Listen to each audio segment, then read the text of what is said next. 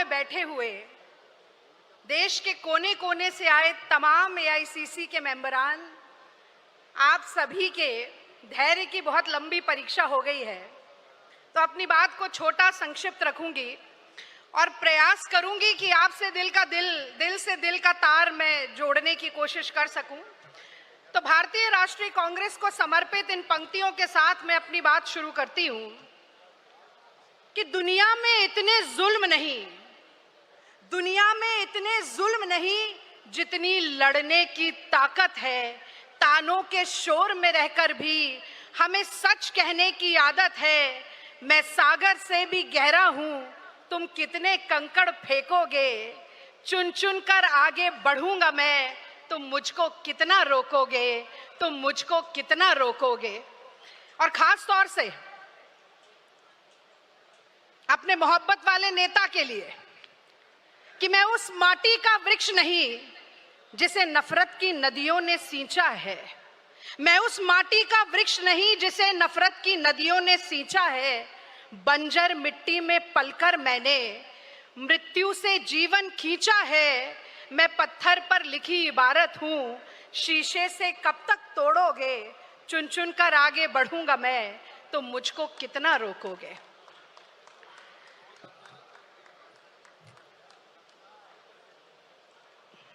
मैं समझती हूं कि मंच पर कांग्रेस पार्टी का सर्वोच्च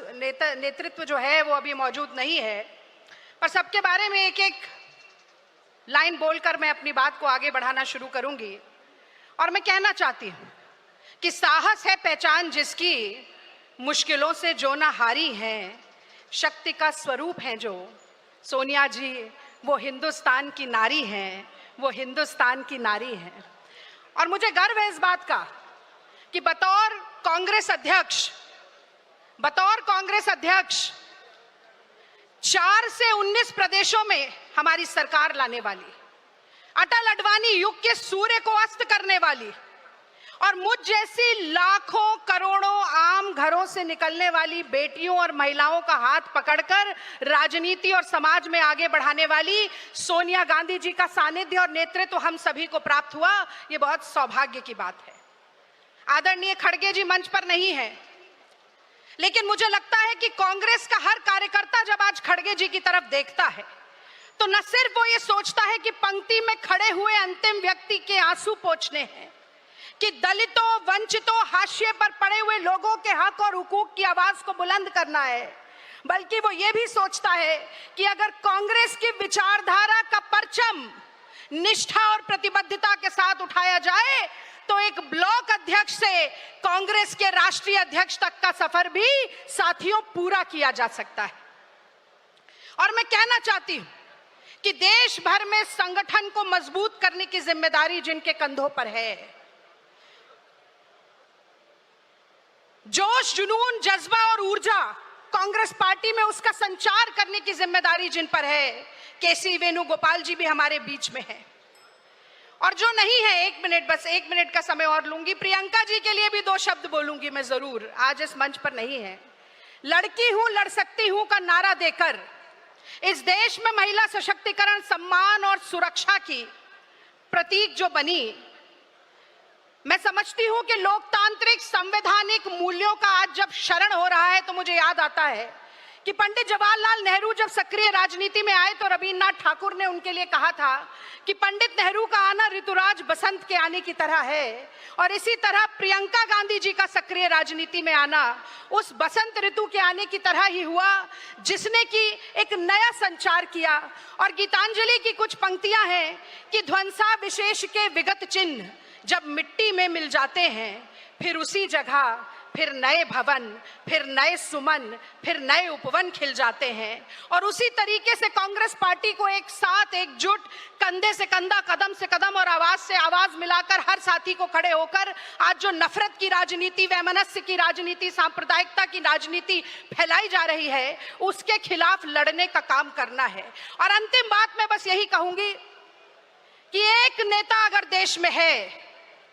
जो सुलगते हुए मणिपुर में जाकर लोगों के जख्मों पर मलहम लगाता है, अगर एक नेता कोई है हाथरस की बेटी के साथ दरिंदगी होती है और परिवार के आंसू पोंछने के लिए जाता है।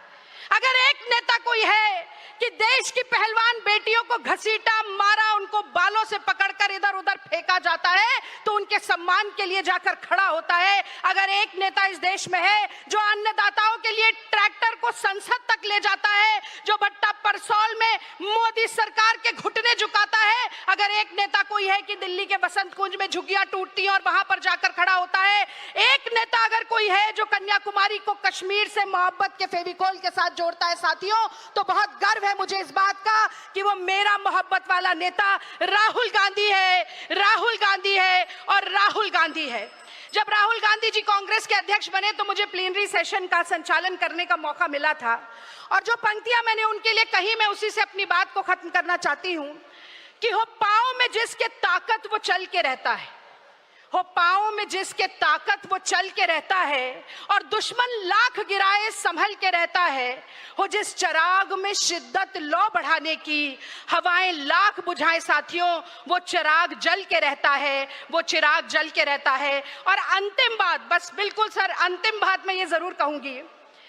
कि कांग्रेस का जो रेजोल्यूशन CWC का वर्किंग कमेटी का पास हुआ, उसमें खेड़ा सत्याग्रह और बारदोली सत्याग्रह की बात की गई, जिसके बाद सरदार वल्लभ भाई पटेल जी को सरदार की उपाधि मिली, जनता ने वो उपाधि दी। मैं उससे थोड़ा सा इतर लेकर जाना चाहती हूँ। बिहार में भी चुनाव है, एक चंपारण की बात मैं जरूर करूंगी, क्योंकि ये महात्मा गांधी की भी भूमि है, और चंपारण में महात्मा गांधी ने कहा था, पहली बार अभय और निडरता का मंत्र दिया। उन्होंने वकीलों से, किसानों से और कांग्रेस के कार्यकर्ताओं से कहा कि जो निलहे हैं, जबरदस्ती नील की खेती कराने वाले हैं, इनसे डरो मत, इनके खिलाफ, इनके अन्याय के खिलाफ आवाज उठाओ। और वही डरो मत का नारा ये कांग्रेस का हाथ दिखाकर, ये अभय मुद्रा दिखाकर हमारे नेता राहुल गांधी कहते हैं। वो कहते हैं अन्याय से डरो मत, शोषण से डरो मत, सत्ता की तानाशाही से, सत्ता के गुरूर से डरो मत। और मैं जानती हूं कि ये हर कांग्रेस का कार्यकर्ता जो यहां बैठा है, उसके इरादों में बहुत फौलाद है, उसके सपनों में बहुत लोहा है, और उसके अंदर बहुत जोश, जुनून और जज्बा है। और मैं आप लोगों के लिए एक बार ये बात जरूर कहना चाहती हूं कि अगर आप ठान लें तो कोई ऐसी ताकत नहीं है, और खास तौर से ये जो माफी वीर है, अंग्रेजों की पेंशन पर जीने वाले हैं, ये गांधी के हत्यारे हैं, और ये आज के युग के जो गोडसे हैं, गुजरात की धरती पर उनके लिए एक लंबी सी हुंकार हमें जरूर देनी चाहिए।